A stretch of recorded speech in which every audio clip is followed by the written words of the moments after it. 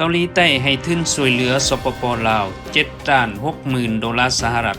รัฐบาลลาวจะใช้มาตรการลงโทษผู้ที่ปลอมแปลงเอกสารที่ดินน้ำท่วมเมืองนานแขวงหลวงพระบาง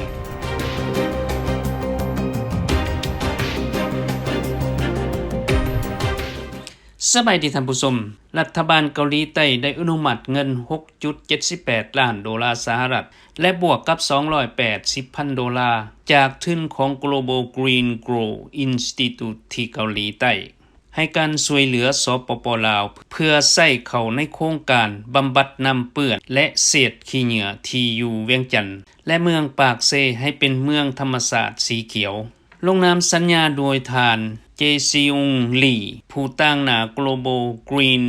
Grow Institute และทานวิไลคำโพสลาดรองรัฐมนตรีกระทรวงโยธาธิการและขนส่งลาวพร้อมเอกอัครราชทูตเกาหลีใต้ประจำสปป.ลาวเข้าร่วมแผนการจะดำเนินจากการสร้างระบบบำบัดน้ำเสียในตัวเมืองเวียงจันทน์และปากเซ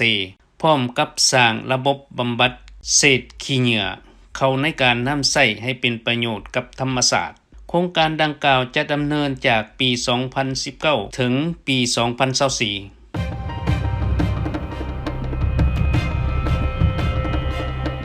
สบายดีท่านผู้ชม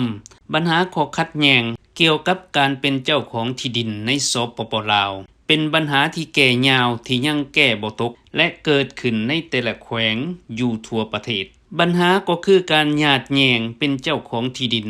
โดยการปลอมแปลงเอกสารเฮ็ดใบตาตินซ้ำสองหมายว่าเจ้าหน้าที่พนักงานให้ความร่วมมือปลอมเอกสาร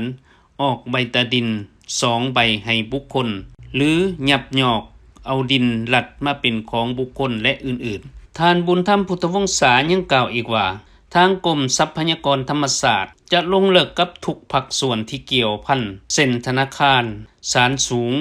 และผู้ฟ้องร้องเพื่อแก้ไขปัญหาดังกล่าวและได้เสนอให้รัฐบาลขั้นสูงอนุญาตให้ปฏิบัติหน้าที่เพื่อเร่งแก้ไขปัญหาใบตาดินที่ยังค้างคาในปัจจุบัน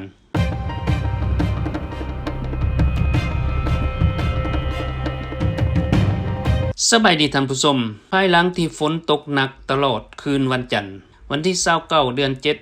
2019ที่ผ่านมาได้พาให้น้ำเซนานล้นฝั่งในเขตต่ำทานศรีวรวงศ์คำจันทร์กล่าวว่าน้ำทะลุท่วมบ้านนาไฟป่าไผ่ศรีมงคล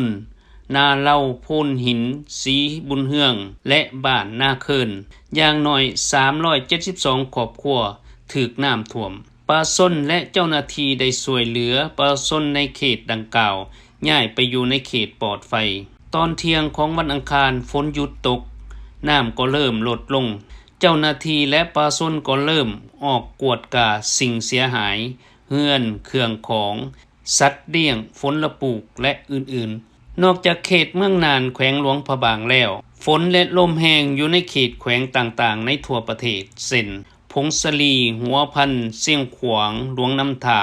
อุดมไซบ่อแก้วไสยบุรีไสสมบูรณ์เวียงจันทน์บริคำไซคำมวนสวรรณเขตสารวันจำปาสักเซกองและแขวงอัตตปือปลาส้นที่อยู่เขตต่ำแคมเซก็ต้องระมัดระวังเกียมพร้อมทุกเวลาหรือผู้ที่อยู่ตีนเนินฟูก็ต้องระวังดินเกลื่อนนี่คือภัยธรรมศาสตร์ที่อาจจะเกิดขึ้นกับทุกที